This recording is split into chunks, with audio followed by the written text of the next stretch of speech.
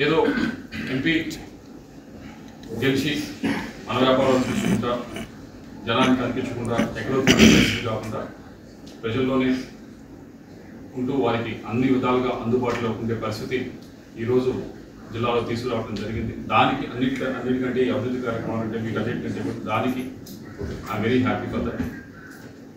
అయితే ఈరోజు ఒక అనిశ్చితి నెలకొంది రాజకీయంగా. దానికి అది అనిశ్చితి క్రియేట్ చేయడానికి నేను చేసింది కాదు, లేకపోతే ఆ అనిశ్చితి కోరుకుంది నేను కాదు. దాని వల్ల ఎక్కువగా ఏదైతే ఈ కన్ఫ్యూజన్ అంతా ఉందో దీనివల్ల పార్టీకి ఉపయోగం లేదు, ఇటు నాకు ఉపయోగం లేదు. మరీ ముఖ్యంగా క్యాడర్ ఎవరైతే ఉన్నారో వారందరూ కూడా ఈ కన్ఫ్యూజన్ సిచ్యువేషన్లో గడిచిన 15 రోజుల నుంచి 20 రోజుల నుంచి ఏదైతే నడుస్తూ ఉందో దానివల్ల వారికి కూడా ఎటు వెళ్ళాలా, ఏం చేయాలా, ఏ డైరెక్షన్లో పోవాలనేది అర్థం కాని పరిస్థితిలో వారందరూ కూడా ఉండడం జరుగుతూ ఉంది. దానికి ఏదో ఒక విధంగా తెరదించాలి, ఏదో ఒక విధంగా ఫుల్ స్టాప్ పెట్టాలనేదే మా ఉద్దేశం. ఎక్కడో చోట దానికి ఒక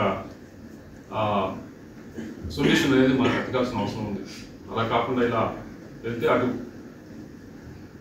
క్యాడర్కి ఉపయోగం ఉండదు, పార్టీకి ఉండదు. మీ అందరికీ తెలిసిందే 15 రోజుల నుంచి కూడా సరే కొత్త క్యాండిడేట్ తీసుకొద్దాం అనేది ఒక ప్రపోజల్ అంతా కూడా బయటకు రావడం జరిగింది. మాట్లాడిన తర్వాత ఇంకా బయటకు రావడం జరిగింది. దానివల్ల కొద్దిగా అందరూ కూడా కన్ఫ్యూజన్కి గురవుతూ ఉన్నారు. ఇది ఇందాక చెప్పినట్లు నేను కోరుకుంది కాదు, నేను చేసింది కాదు. ఇది వేరు వేరు కారణాల వల్ల ఇలా ఫ్లైఓవర్ వచ్చింది. దానికి ప్రవర్తించుతూ నేను ఏదైతే ఇప్పుడు పార్టీలో ఉన్నానో పార్టీ సభ్యత్వానికి వైఎస్ఆర్ కాంగ్రెస్ పార్టీ సభ్యత్వానికి రాజీనామా చేస్తూ అలాగే పార్లమెంట్ సభ్యత్వానికి కూడా నేను రాజీనామా చేస్తా ఉన్నాను ఇమీడియట్గా. దీంతో ఉన్న కొద్దిగా ఈ కన్ఫ్యూజన్ అంతా కూడా ఇదంతా కూడా తొలగిపోతుందని చెప్పి ఆశిస్తున్నాను.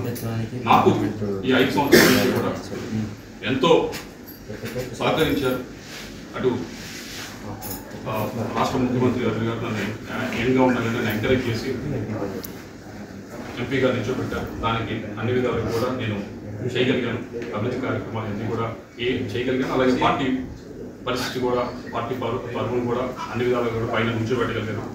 అలాగే కేవలం అదే కాకుండా ఎమ్మెల్యేలు కూడా పూర్తి స్థాయిలో ఈ 15-20 రోజులు చూశారు. మీ అందరూ కూడా ఏ విధంగా అయితే వాళ్ళు గట్టిగా కూడా ప్రయత్నించారు.